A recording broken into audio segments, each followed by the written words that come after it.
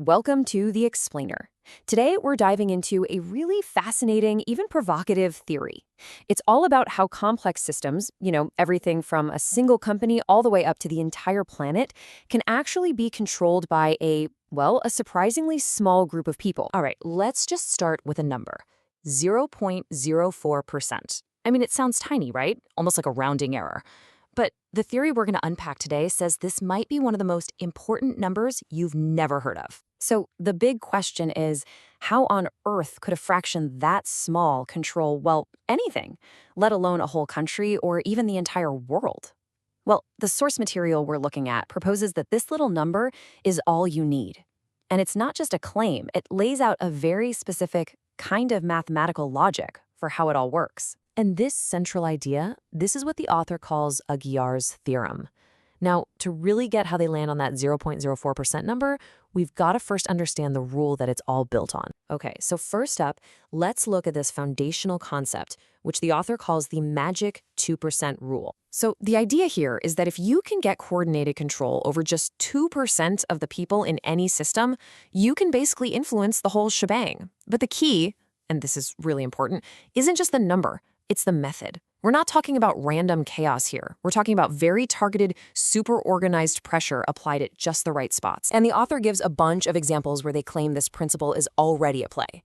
Things like a coordinated 2% of voters could be enough to swing a major election, or 2% of the money in global markets could be enough to create huge waves. Even 2% of employees at a tech giant could steer the entire company's direction. The theory is basically saying this is a universal pattern, a kind of hidden law of leverage that works everywhere. All right, so how do we get from that 2% rule all the way down to that tiny 0.04%?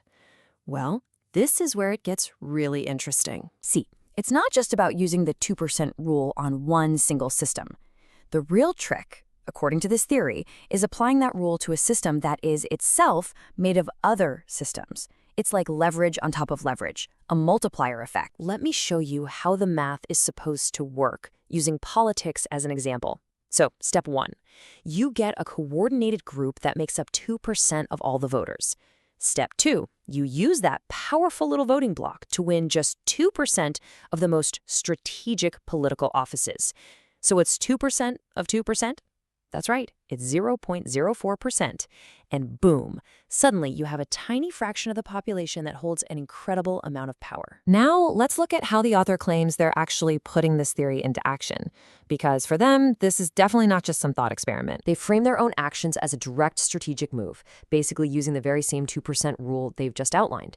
So they're not just describing a theory here, they're claiming to use it as a real-world playbook to influence global politics, all by targeting very specific people. So what's the strategy? It's all about directly contacting a small, highly targeted group of influential people. And according to the source, they're not just talking about it. They've already sent over 3,000 letters to all the lawmakers in places like the US, Japan, Taiwan, and Australia.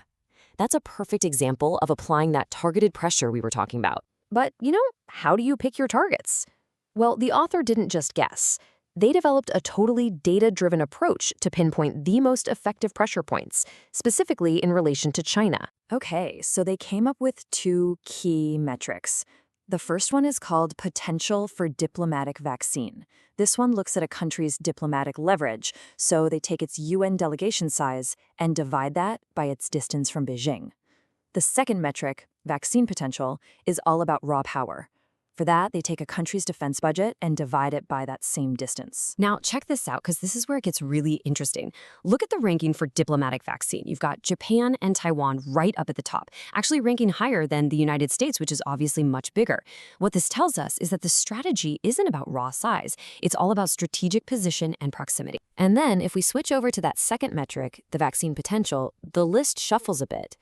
This one's based on military and economic power. But look, Japan and Taiwan are still right up there near the top.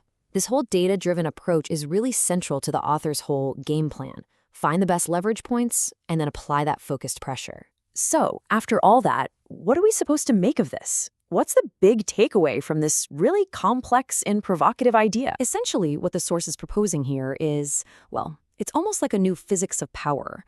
It's presented as a completely neutral tool, like a mathematical blueprint. The idea is that it could be used by anyone for any purpose. as long as they get the logic of coordination and leverage. And that leaves us with one last, really fascinating question to think about. Is Aguiar's theorem just some elaborate fringe theory?